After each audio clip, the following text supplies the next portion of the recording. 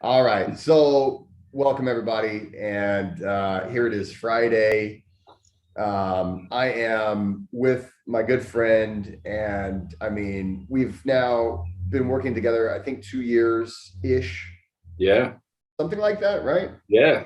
Probably a little longer, but Maybe a little longer than that. well, I've been Um, working with you a little longer, and then you're allowing me to work with you for a little while, and then well, yeah, I got to say, it's a real pleasure, and it's one of those things where occasionally you meet people, and you just, as they say, things just click, right? And definitely. so, yeah, James and I, we met through the Wim Hof, through Inner Fire. Actually, it was back in 2018, I believe, I think so. ish, Yeah, somewhere around there. Man, so it is, man. I guess we've been working together because you started working with me right during that right time. You after. had during Yeah, that year, right? That yeah, summer. yep, So I guess it's been 4 years almost. yeah. Wow.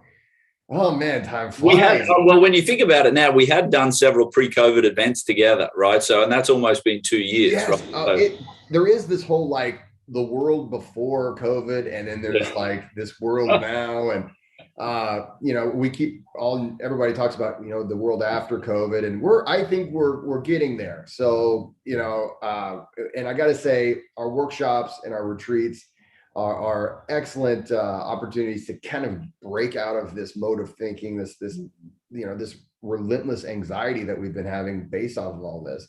So, Rusty Gaming, hey, how's it going? Good to have you here. James needs to grow a beard. Well, maybe. hey, Uh, listen, if you can talk my wife into getting a pass on that, Rusty, I'm up for it, man. yes, yeah, I am lucky. Most of the time it does depend on, will the wife put up with it, really, Yeah. And so there you go. Hey, nice to have you here, Vinceremos. Nice to have you here. Yes, we are not the Mythbusters. We are, we're more just mythic. Well, I tell you what, the more you talk about not being myth busters, there are tons Yeah, of myths around breath this that is true. that continues. When I obviously us working together, busts some myths for me, but then as the self journey of your own breathwork practice, and then you hear something, and was listening to.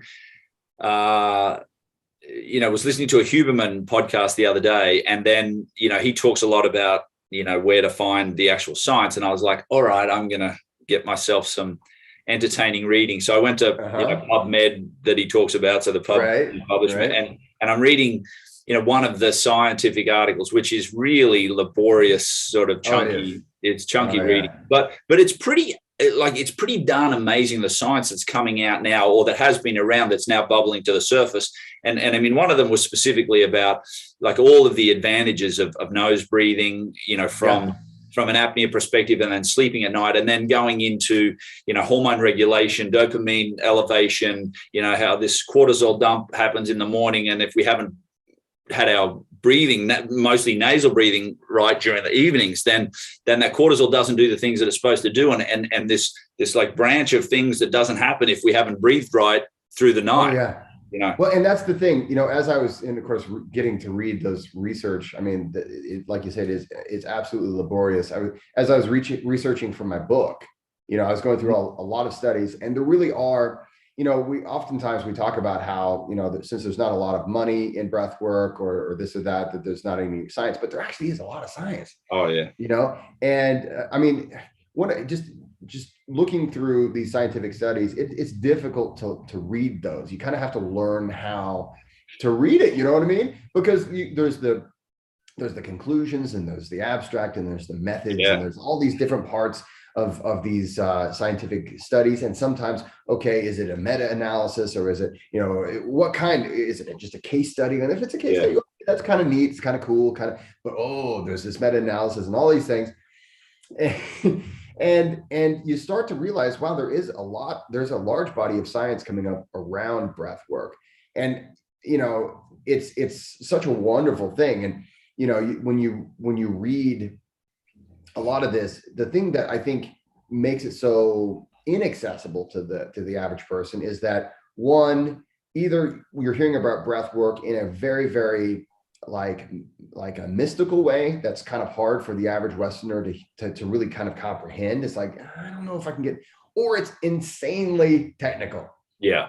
You know, and it's like, what is this n equals 1 equal, and then all this other, you know, this technical. Well, there's this other book that I've read once or twice too, by a friend of mine. It's a practical guide to breathwork, and it is a very, very good, like, and I certainly don't want to say it dumbs it down, but it certainly is in a speak that you can understand about why I'd want to breathe this way, or I want to do this, therefore maybe you should breathe that way, right? Thank you. Thank you.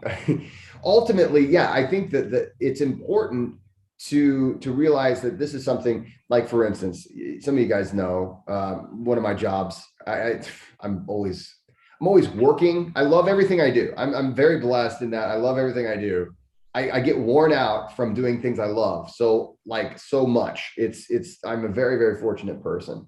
But one of my jobs is English professor, and when it comes down to, you know, actually I was just discussing this with some of my students today. We don't need to know what a gerund is to know how to use a gerund. We use them all the time. You don't have to know what a diagraph is, right? And most of us, if you're an English speaker, or if you're a non-English speaker, it's like, but it doesn't matter. Am I even speaking about English? Yes, these are aspects of the English language that you don't have to know every tiny detail to be an absolute master. And if you think about it, the people that mastered this originally were just doing it from practice and practice and practice. So sometimes, you know, it's great. I love sometimes going into the mystical side and really thinking about, okay, what's out there and what's beyond our you know, comprehension, and what can we get to. I love getting into the super technical stuff, where it's like, man, there's so many things happening in this physical. So tell me again, what's the name of those things that are in our nose, in our sinus cavity that you'd mentioned one of the last times we were together, and I'm like, I've never heard that one before. Yeah. So we have these things called turbinates. That's right. Yeah, so these things called turbinates in our nose. And this is one of the reasons why we always want to breathe through the nose. And I don't care what kind of breath work you're doing. And I know a lot of people are like, no, Jesse, I can't do that for fill in the blank breath work. But I'm telling you that with enough practice, and also just some good common sense, like if you are feeling stuffed up at the time, well, don't force it, right? But you can breathe through the nose. But you've got these turbinates, and the turbinates are these amazing things, also called conches. So in, like, for instance, if you were to read on pranayama, one of the greatest books about breath work, on pranayama, he calls it conches, but and it's because they look like shells. So conch shells, like conches, right? So they're in our sinuses, and they filter out all kinds of things. So they filter out, and this is a fact, according to research, it's been shown to filter out 75% of everything that you're breathing in. That's insane. Like, think about that. Something that is already attached to your head, right, is filtering out 75% of everything. So like your own built-in HEPA filter. That's what I'm saying. Like, we think about, you know, and I don't want to make this a big thing about masking or anything like that, right? But you think about what we do to try to maintain safety. Even if, you know, before COVID and all this stuff, people wore masks, like if you're working in construction and things like that, for good reason, right? You can get that up in the fact that those are filters. I mean, filters do get clogged up, but, you know, the average breath that you take has particles, it has, you know, all kinds of things floating around. And of course, there are these things called viruses and bacteria and allergens that are floating around. Those are also filtered out. And it's like, if you think about how much of the human head is dedicated to the sinuses, yeah, you've got something that's about the size of a grapefruit. And I mean, think about it. I mean, my beard makes my head look like extra large, and that's for pure intimidation. I just want to be a more intimidating person. Like, look how big my face is. But you know, here's actually where it ends. Right. Know? But you've got something that is an enormous amount of your head. You know, about a third of the actual head that you have is dedicated to the sinus cavities. Why would you not? Like it's like kind of built in. If you're just kind of observing, oh, I'm a human. Oh, cool. Let's see. What do I do? I got these fingers. I guess okay. Oh, opposable thumbs. Okay. I guess I'll use that to dominate the planet. Right. Well, I've got this sinus cavity that's like about a third of my head. Why would I not want to breathe through that all the time? Because it must be there for a reason. And so, what you have is something that filters out irritants, it humidifies, purifies, and makes every breath perfectly suited for breathing in. Now, again, it's 75%. So if you're breathing in, it's not going to do everything for you. So, I mean, if you're hovering above a bonfire, you're going to have smoke inhalation problems. I mean, you can only do so much. But just think about that. We're born with that. Yeah. And if you're drinking water on a daily basis, if you're not constantly dehydrated, it's amazing. We talk about this in the Language of Breath program. Yeah, so right. For those of you guys who are listening, we talk about it in the Language of Breath program.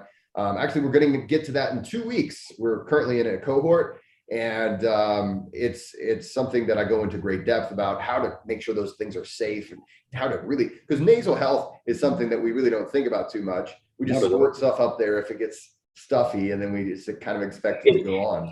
I think your point earlier, right? You don't need to know what it is, but you need to know what it does, and then you can just tick it off the box and say, "I'm grateful for that," and it does an awesome job. But it seems like to me, the more I read, and the more I practice, learn, and feel in my own awareness, the more I need to be using this than this. Like, I grew up in Australia, and I spent most of my youth in a pool swimming laps, so a lot of mouth breathing, and so was not a big nasal breather, and then had a deviated septum. So about 15 years ago, I had a rebore. I actually have had two where I had, anyway, just some surgery. And then, so nasal breathing was not easy for me initially, but the more I read, and as I get into my breathwork practice, it is amazing, just what you can observe around quality of sleep, how it slows your respiration, which then helps a bunch of other things, right? Oh, yeah. It really is amazing. And I know, often in a breathwork practice, we don't want to tell people, or you don't want to get too clued in on how or where to breathe, right? And I don't think it's but the more I do my own sort of dive into it, it's like, yeah, I've got to use my nose a whole lot more. And so I'm much more aware of that, Yeah, absolutely. And Kevin, we'll get to your question in just a minute, but just to kind of finish this thought, when it comes to doing nasal breathing, it's not just limited to just doing throughout the day. Of course, obviously throughout the day, we want it that way. When we're sleeping, we want it that way. But man, you can do any kind of breath work. I mean, unless the style of breath work is prescriptive and says, okay, it has to be through the mouth. I mean, you can do it, and it takes some practice, and your nasal passages will adapt to whatever stimulus you're giving. That's what this study also found. They said after 6 months of following these people, the width of your and then something else in one of the other studies they talk about is nasal breathers. From, let's say, just human generally, cosmetically, you're better looking apparently if you're a nasal breather as compared to a mouth breather. So if nothing else, you're going to be better looking if you breathe through your nose. Well, and that's actually, and we'll eventually get to the Wim Hof method and talking about that. But I'm loving this. Anytime I can nerd out on breathing, whether it's Wim Hof method, Bostrika, Vivation, you name it, I'm loving it. So it does improve, like, our unconscious concept of beauty is of course something it's hard for us to completely describe, right? But who was it that was talking about this? Patrick McEwen. He was talking about if you're so if you go to, for instance, if you take the Buteyko course to become Buteyko certified, one of the things he talks about is, okay, you're going to want to teach Buteyko to children. You want to teach children as early as they can not to become mouth breathers, because this is something that can affect them the rest of their life in many, many ways. And so he said, it's very difficult to convince a young person to do anything for their health, right? I mean, just think about whenever I was a teenager, back in the 1900s, back in the 90s, it was, at that point, there was no doubt that smoking cigarettes was bad for you and would cause lung cancer, but we all still did it. Hey, Timothy, thank you so much. Let's see here. I appreciate it. Timothy, anytime you have a question, you just come right back and I'll make sure to answer that question. Many thanks, my friend. So, but you know, we when we're young, we don't always act in our best interests for I don't care what it is. So, Yeah. but one thing we do care about is our looks. Yeah. So he says one way to sell breath work, especially early on, especially nasal breathing, when it comes to healthy breathing, is hey, you want to look good, Yeah. right? So you tend to be a better looking person. We don't want to say you're going to get ugly if you breathe wrong, but you might be better looking if you breathe right. Right. Exactly. Exactly. And again, just, I mean, you know, I've been on this journey now, you know, well, one could argue for 40 something years, but certainly in depth, Yes. like 5. Yes.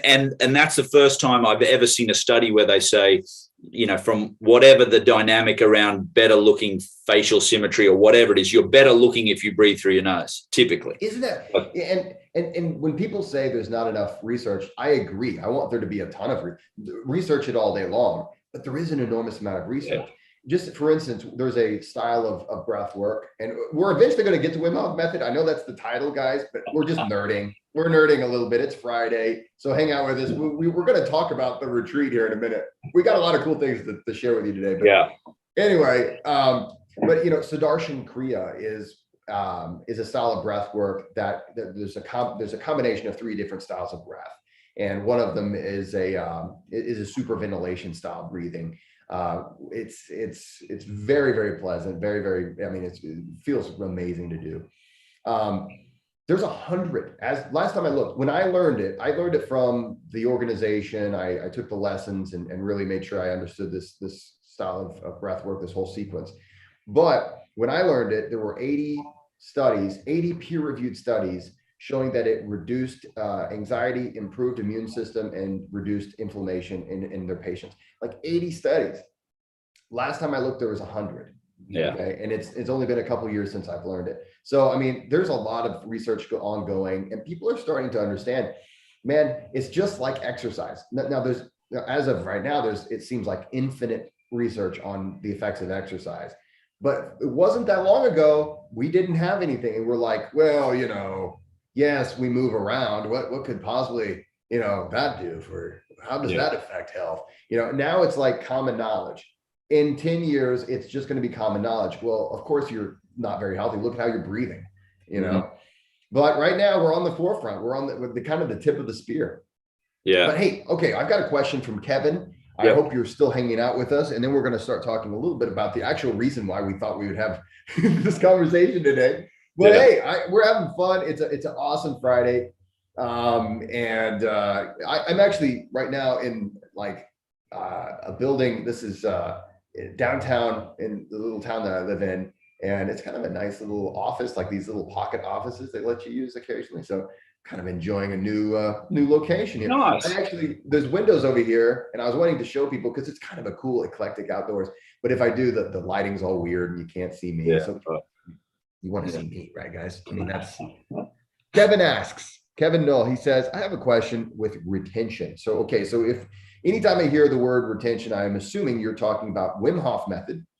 And you're talking about the neutral lung apnea, or the breath hold that is the longer breath hold. He says, if and when I have, so he says, basically he says, I have discomfort in my chest during retention, not necessarily the urge to breathe. Is it okay to breathe out the extra air to prolong the retention? Okay, so and now there's a few things that are kind of there, right? So one is he's talking about chest pain, or at least chest discomfort during the retention, not necessarily the urge to breathe. And then he's also got, it seems like 2 questions here. I don't know if there's a question about the chest pain, but I'm just going to go ahead and give a disclaimer. You know, anyone who's practicing Wim Hof method or any style of breath work or anything, you always want to check with your doctor to make sure you're healthy enough for it. Technically, you know, there's an enormous amount of things that are very healthy for us, but in certain circumstances, you might have conditions that would make it unhealthy. For instance, there literally are some people who are not healthy enough to exercise, or not healthy enough to have sex or something like that. So we always want to check with our doctor just to make sure that we're not, causing harm, even though we're doing something that is typically considered to be healthy. When it comes to chest discomfort, this normally is just that your body is being stressed from a long breath hold. Now, I'm not sure, you said it's not necessarily the urge to breathe. You might want to, if you could elaborate a little bit on that for us, we might be able to help you out. But the second question, is it okay to breathe out that extra air to prolong the retention? Well, here's the thing. It's your practice ultimately, right? So, it's not going to hurt you to do that. However, so some people might, whenever they feel the urge to breathe, they breathe out a little of that air. And in some cases they can prolong the breath hold a little bit. There's nothing wrong with doing that. So I don't know, any thoughts?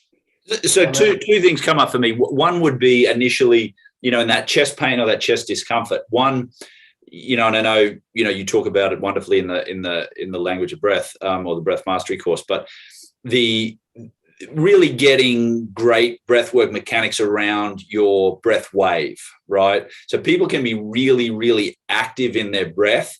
So if you're, moving, if you find, Kevin, you're moving your shoulders a lot, sometimes just that activity, you go from activity to then stopping, it can be like, whoa, and that can create some of that discomfort, and then you've stopped. So having a good, and as relaxed as possible breath wave while you're doing your actual active breathing, because sometimes that activity, you don't feel it until you stop. And then secondly, I'll often tell people, if it will, finding that neutral lung sometimes takes a while too. If you're new to the practice, getting to that space where that neutral lung, so you're not actually having to squeeze or hold anything while you're there. So you're as muscle relaxed as possible while you're neutral. Yeah. And then definitely, breathe out if it makes you a little bit more comfortable, little exhales. You're not cheating, it makes it more comfortable, then do that. Yeah. Wim Hof isn't going to jump out of the bushes or something and say, you weren't supposed to do that. Neither will we. So, yeah. So Tanmay has a comment. He says, I have a bad mindset that Wim Hof method or pranayama is a cure-all, and that if we do it, it makes us invincible. So I just do stupid things and try to compensate doing breath work. How do I get rid of this paradigm? Okay, that's a pretty good question. So it's essentially what I understand he's saying, because I do this breath work that is a cure-all for everything, I can do some stupid shit. Is that basically? I think that's what the implication is there, Dan-May. I think that's how I'm taking it, at least. Right. I can go out and just be a moron, just like, I guess, jump off a bridge or not take good care of myself. Right.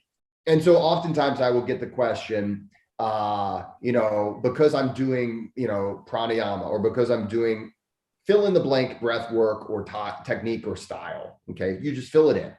That, do I not have to eat healthy anymore? I guess, because this is so healthy for me, I guess, or maybe, I can, I don't need to take care of myself. You are a whole being. We are humans. And this is a wonderful thing. This is just like a fantastic thing to be a human being. You've got this amazing body and mind. But the thing is, part of this amazing body and mind, it is the fact that we are mortal, and that is something that we do have to take into consideration when you practice whatever it is. And sadly enough, in the health and wellness world, a lot of things are marketed as cure-alls, right? I don't know how many, whenever I was researching for my book, and I still do more research. I attend a lot of things, and I'll meet people, and it never fails. Wherever I go, whatever breathwork style I'm learning about, or whatever I'm, practicing, or whenever I'm teaching, I have a lot of students that have this concept, and I try to put some reason behind it. But they'll have this thing where it's like, I was having all these problems. I have all these problems in my life, but now I have the answer. And it's not that you're necessarily wrong. You've definitely found a tool to combat that. And for me, and James, I want you to talk on this here in a minute, but what breathwork has done is really unlocked an enormous amount of strength in my life. It has changed my life, like literally has changed my life. but I still am human, right? And so will anybody be. So, you know, you still need to take care of yourself. You still have to sleep. Sleep is still important. You know, eating well is still important. Having positive relationships with others is still important. You know, having good mental, you know, mindset and personal inner speaking. Like when we're talking, what is the word I'm trying to self-talk? Yeah, these are important. These are essential. And there's no one thing that's ever going to be this like I figured that one thing out, and then everything was perfect in my life. We are still human, and it's not something to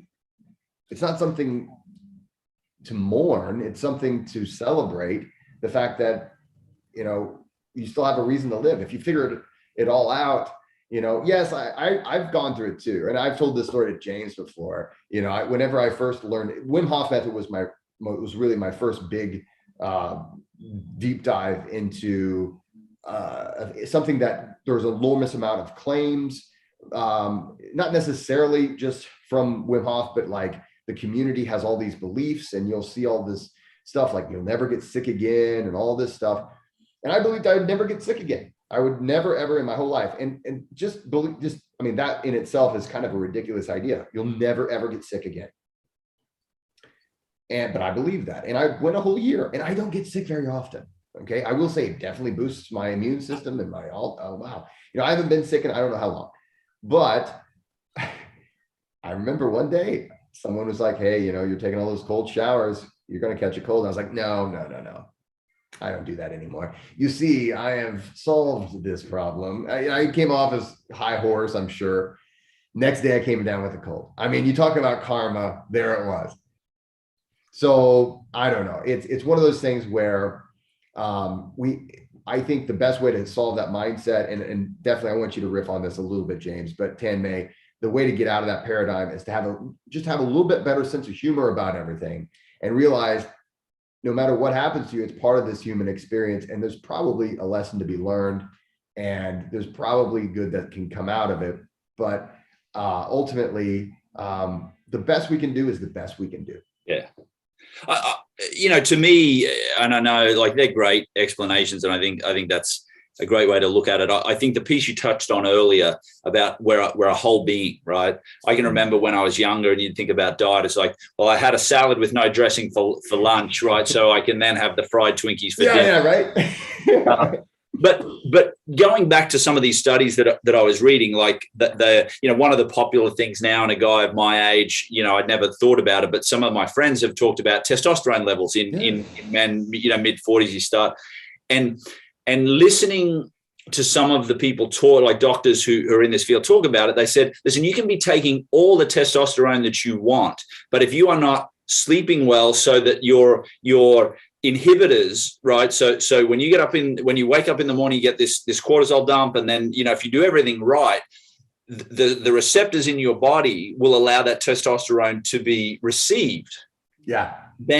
So if you're not doing that right, it doesn't matter how much testosterone you're doing. So it's a bit like you can do Wim Hof breath 15 times a day, but if you're not doing the other things right, it doesn't cancel anything out, right? It may inhibit, like you said, it may boost certain things, but it's not a zero-sum game, right? Absolutely. It just cancels out that. So it's really about that integration piece.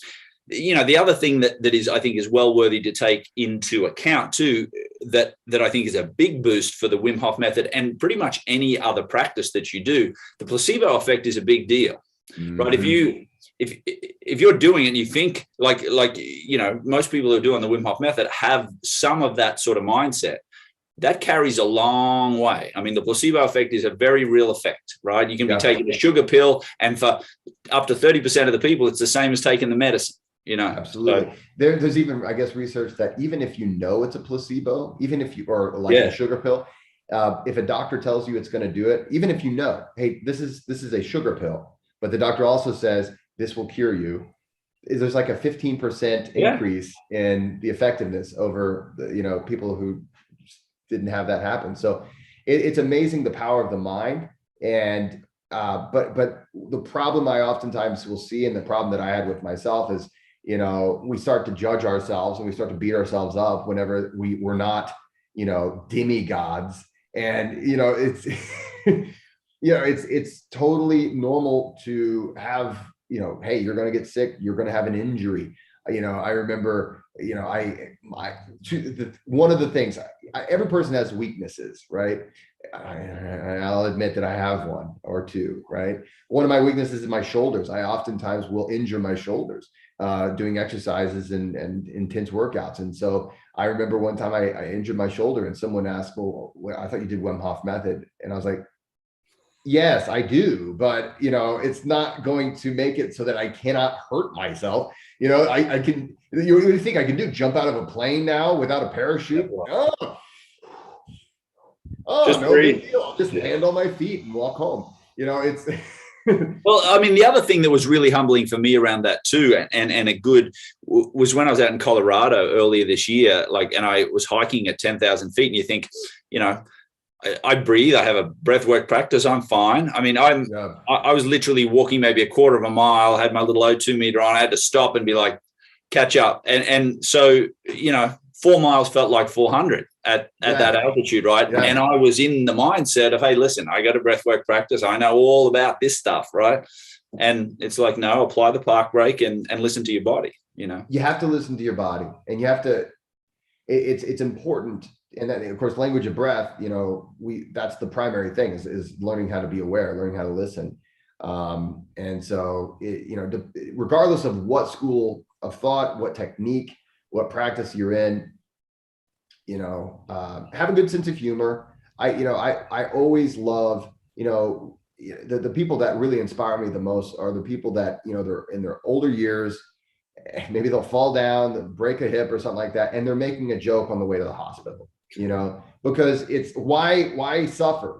We choose to suffer. We don't have to, yes, there's going to be pain. Yes, there's going to be, but we don't have to necessarily suffer. And that's where something that we can make into something that's somewhat optional. Tanmay says, I really enjoyed and appreciate your content. I just want to know if there are any other great breathing YouTube channels like you. I'm new to the whole scene. There's a guy named, there's one called Draw Breath. He's Tom Granger. He's a fellow Vivation practitioner. And he's got a really cool book out that I've been meaning to reach out to him to interview him on my channel. So he's really good. Also, Tim Vanderfleet, he does a pretty good YouTube channel, and there's Evolution of Dave. So there's a lot of good stuff out there. There's a lot of garbage out there too. So always something to, I think the thing that you talked about, if someone's professing they've got the cure-all for you, that's a red flag. Certainly worth listening to maybe, but we like scurrying down lots of different rabbit holes, and I know Jesse does. I mean, continually, and it's not so much about the certification, but learning different ways to breathe and evolving your own practice so that you can teach people, because we're all different humans, right? Mm-hmm. And while we all breathe the same, we all breathe very differently, So absolutely. Let's see. We'll take one more question, then we'll actually start talking about our retreat, James. We're only halfway through, mate. Halfway through. So I'm loving the questions, though. So thanks, guys, for the questions. Let's see. Tim says, do you do breath work when you feel ill, or just listen to the body? And if need, energy not there, just leave it there for now. Okay. So you are doing. So Tim, here's something I want to challenge everyone when we think of what breath work is. Okay. When we think of what it is, oftentimes a person will think what breath work is. Okay, breath work equals I'm going to do this technique, or breath work equals I'm going to sit down and for 15 or 20 minutes I'm going to do heavy breathing. Yes, that's breath work too, but the breath that you're taking right now, Tim, is influencing your autonomic nervous system. Every breath we take is a sentence, is a phrase, is a word, is a communication to your unconscious self. So there's always going to be the influence of breath, even when you're sick, when you're healthy, even when you're sleeping. This is what, James and I were talking about this earlier. Nasal breathing when we're asleep is really important, simply because when we're sleeping, we should have, recuperation should be happening. And there's all kinds of research to show that mouth breathing when we're sleeping actually keeps us in a high stress state. And you can do these blood panels, and of course, even if you notice like a person's resting heart rate or the respiratory rate, you're going to notice that they're breathing, their heart is beating, they have all these catecholamines, all these stress hormones that are saying we're in a stress state, even when you're unconscious, even when you're asleep. And you can actually be in a stress state while dreaming. So, and this is one of those things where it's like, well, I thought dreaming was this good state. It is, but it's not as good as if you're actually in a relaxed state. So every breath you take, Tim, is influencing your autonomic nervous system. It's influencing how your immune system works. So I would challenge everybody that's listening to this to think about breath work not as okay, breath work equals doing this method or that technique or style. Breath work is conscious breathing for any reason. And it's not that thing I do in the morning or the thing I do when I get home from work. It's all the time, 100%. Yeah. I mean, yes, if you watch one of my videos, I talk about my breath work practice. So I do bookend my day. So in the morning, first thing, I'll do some breath work. And yes, when I am sick, I have to be pretty damn sick to not do the practice that I typically will do. In fact, if I do the practice that I normally do, which involves Buteyko breathing, that in itself opens up my sinuses. So there's breath work that I do every single day, because I was talking about how I do all my breath work nasal now. There's breath work I do specifically because I want to make sure that those sinuses are as open as they can possibly open up. So I do breath work for that first, and then I do the other more active breath work once those sinuses are open. Yeah. I mean, I would say exactly the same thing. My advice to you is you may change the style of breath work or the time in which you do it, especially if you're doing a super ventilative Wim Hof style breath work. Right. You might slow it down and elongate it. But what the studies tend to suggest is doing some active breath work while you're not feeling awesome. And especially if you're listening to your body and you're feeling yourself slide down that, I've got a little rasp or a little dribble in my nose. Mm-hmm. Breath work can really be like nipping that in the bud, right? But I tend to do some longer breath work if I'm feeling a little bit off, because it helps reset everything. It helps balance a lot of those hormones. It helps open up certain things, close other things. So I'll usually be a little more gentle with myself, but definitely do breath work. It's been a long time since I felt sick enough, I can't really recall, to not do any sort of practice. Yeah. I have only rarely ever felt that sick, where I'm just like, man, even switching over to mouth breathing, right? Oh God, that just hurts. Oh man, that hurts. You know what? I'm not going to force it, but ultimately though, even then, I can control my breath throughout the day. So I'm like, okay, I know that my body needs rest.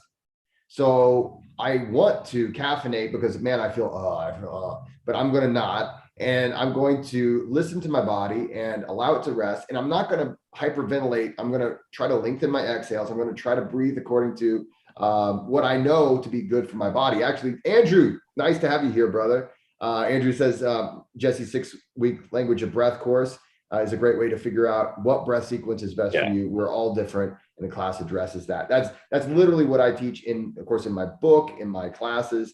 If you come to a language of breath workshop or retreat, we're going to be starting to do those more often. Me and James, we've done some. We don't do them, like, we haven't had public ones where you could buy a ticket and then come to the language of breath, other than I do my online course. But we're gonna start that. There's a lot of cool things to announce later on that's going to happen with language of breath. So and obviously, I've known Jesse for a long time, but really to be able to arm yourself with some tools, and even if you go back to some really basic tenets around breath work, where if I do an inhalation focus or an apnea breath hold with a full lung, this is kind of what happens. And if I do an exhalation focus with or a neutral empty lung hold, then this is what's going to happen. If it's a bit like, you don't need to know all the in between. You don't need to know all those funny, Sanskrit type words. But if I basically do this, or I basically do, like, that's an awesome place to start, right? If I'm inhalation focused, this is great. And that's a great tenet to start with, right? Yeah. And then you build on that, right? And you say, okay, I'm going to do a little bit more of this, a little faster here, a little slower here, this nostril, that nostril, all sorts of things. Right? Yeah. Rusty Gaming says, even though he's heard the speech like 90 times, it's still mind blowing.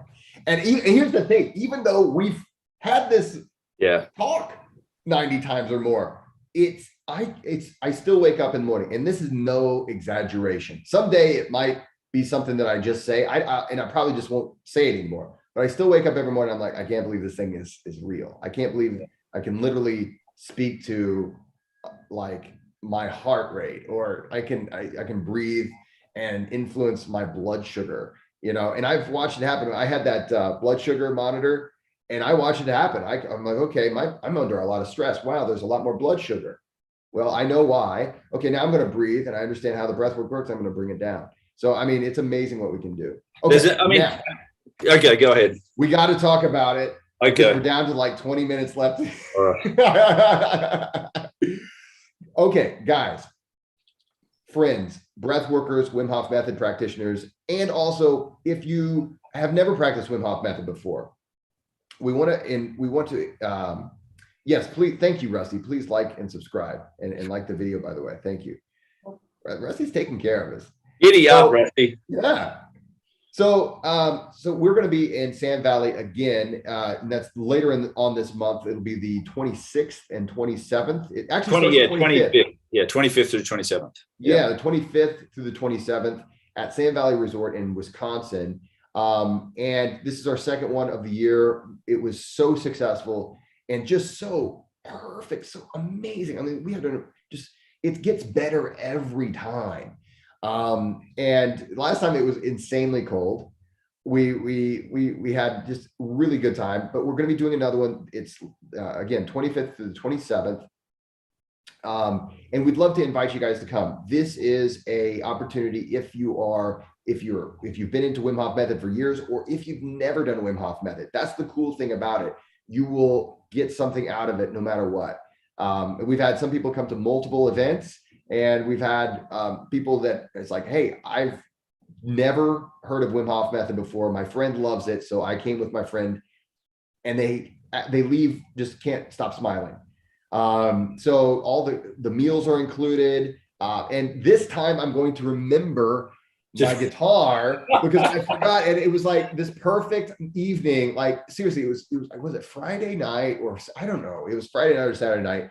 We were having a glass of wine or something. And I was like, man, where's my guitar? I want to jam. So, yeah. So it was probably as you said, the evolution of these events continues to evolve. So I don't necessarily want to say it was the best, but yeah, right. From the standpoint of, every time we seem to do it, our chemistry gets better, which I know for those of you who may not have seen us work together, it's a little hard to believe, but the response from the participants, from the people who come up there as strangers, come back sort of, as family and friends, both with us and then with other people. We had a woman who'd never been there before, and she has come and dipped with me since, because she's sort of somewhat local here in Chicago, and she's like, that event changed the trajectory of my life, right? And this is someone who'd never been breathwork, and she sort of got pushed and prodded to come along, and so that's so rewarding for us. To have people, there's some people who pop their cherry up there, right? They pop their cherry and getting into the ice and those sorts of things.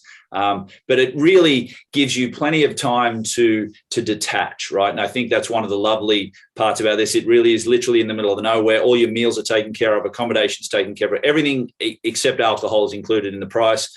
You have plenty of time, instruction, downtime with Jesse and I. So it is really, you can relax, you can peel back some of those layers and really focus on the connection to you and the deeper parts of you that we don't often tap into. So one question I oftentimes get is, I've been to a Wim Hof method workshop, or I've done the online course. How is this different? And the biggest difference is between a retreat and a workshop or something like a course or something, is that the retreat, yes, we will teach you about Wim Hof method and how to do it and things like that. But the goal is to use Wim Hof method as a tool, and as opposed to just learning how to do it. you know, in a workshop, we learn how to do, we have an amazing experience. It's awesome. Same with like the online courses or whatever. But when you go to a retreat, it is different. It is, there's more at play than just, I'm going to learn something. Yes, you learn something you apply to the rest of your life, but we don't do this enough as, especially Americans. We don't give ourselves the time to withdraw a little bit and work on ourselves and really give ourselves the loving care that we deserve and that we need. This is an opportunity. The thing is, it's at this luxurious resort. I mean, it's so nice. And, you know, the food is amazing, and the help, the staff is just incredible. And then you got extra things that are beyond even what James and I are providing. You know, we've got a fantastic yoga instructor. We've got a naturalist for a nature walk that you get to take that nature walk with or without your clothes on. I mean, Yeah. yes, you know, we're out in the middle of nowhere. I mean, please keep your underwear on, I guess, at least. But you know, it's still the United States. But ultimately, there's just so much to it. And when you leave, you've learned Wim Hof method, you've practiced it, you've gone. We do the, you know, the deep breathing that, you know, there's some evidence that we're creating DMT, we're doing the power breathing, we're doing all these things. But you've also had an experience with a bunch of other human beings who are doing the same thing. And that's something that it's absolutely worth doing. If you've never tried it before, it's worth doing for yourself. Yeah, without a doubt. So, I think it's just phenomenal. It's phenomenal value. I mean, you know, if you wanted to go up and stay there for 3 nights with all your meals included, you'd pay more than what the entry price is, right? Yeah. So it's a wonderful package. They're a wonderful crew to work with. You know, Jesse and I have been very fortunate to collaborate with such a great resort. So we're also going to be doing some workshops though, yep. And that's going to be in the month of May. We're going to be in the Chicagoland area at the Spear Training. 14 and 15. I think it's Saturday the 14th and Sunday the 15th. I think it's what, 11 to 4:30, 11 to 4, something like that. Yeah, right around there. And that is what that is. We're doing a fundamentals workshop, and then we're doing a advanced workshop. So if you've never learned it before, or even if you've been practicing for a while, but you want to make sure you've got the best practice possible, the fundamentals workshop will cover all the elements of the Wim Hof method to live a longer, healthier life using Wim Hof method. And then, of course, if you'd like to take your practice even deeper, and you'd like to practice that power breathing you've heard so much about, you've seen it on some of the YouTube videos, some of the things that what is Wim doing in this? We do power breathing in the advanced class. We also do what we call the ice games. All of that is on my website, jessecoomer.com, and you can get tickets to go to one of those days or both of those days. We always recommend a person make a weekend out of it, and that's a great way to take a nice deep dive, really dedicate the full weekend to learning Wim Hof method and making it a part of your life. So even if you've been practicing before, we get a lot of people that come back. Workshops are fantastic rechargers. I get a lot of people who ask, you know, how do you maintain? How do you keep going? Well, I have James. I have, you know, other people that are just as into it as I am, and we need each other to sometimes say, you know what, you're right, I should be, yes, and then I'm so happy I did, and then we continue. The other thing I'll tell you, I love teaching group breath work. There's nothing quite like the energy feedback, the reciprocation of energy and intention there is phenomenal. And sort of to your point, people who love to come back, that they're like, hey, listen, I breathe at home, and it's a different deal when you're in with 20 or 30 other people and you're breathing together. It really is. Yeah, absolutely. The elevated experience is probably one way to describe it. Oh, sure. Yeah, very elevated. Yeah. So catch us. Let's see, James, where can they find information about the Sand Valley? So sandvalleyresort.com, Sand Valley reservations. You do have to call to make a reservation. They're a little old school, but it's old school in a very positive way around their service culture. And I believe the telephone number, that's what I was off looking over here a little bit. I think it's also on. Yeah, go ahead. You've got, well, I think it's 877-261-1141. And if you go to my YouTube channel and my most recent post, it is our flyer, and it's got that phone number and the website on there as well. You can also reach out to me or James, but if you can always go to jessecoomer.com and just reach out to me, and I'll email you all that information if you'd like to join us. We'd love to see you there. We've got other things coming up later in the year, but for right now, man, I can't wait to get back out there. It's always seriously some of my favorite events of the year. And you're gonna, if Jesse does remember his guitar, you get a free concert too. So like start putting in your requests early so I can learn the chords and try to remember the words. Sometimes I will be bringing my maracas, so you know, and your drum. I tell you what, in that last power breathing session, that drum was like, it was good. Oh, that was great. So guys, I want to thank everybody for being here. I want to wish you all a happy Friday, and of course, Valentine's Day. Right. It's coming up. It's on Monday. Don't forget to get your sweetheart something for Valentine's Day. You don't want to be in the doghouse, right? And happy birthday to your sweetheart too, mate. Yes. So this evening, so my wife's birthday is today. So I'm going directly from here to try to make myself presentable to take her out on a date night tonight. So we are going to celebrate that as well. Guys, thanks so much for being here. I want to thank James. It's always a good time. Honestly, we can keep going, but it's a quick hour, mate. That's for sure. It is. So thanks everybody for being here. Please like, subscribe. If you haven't checked out my video today, I give 3 essential tips for walking barefoot in the snow. And I also sing the Frost Walk song in that video at the end. So you'll not want to miss priceless, that. Mate. Right.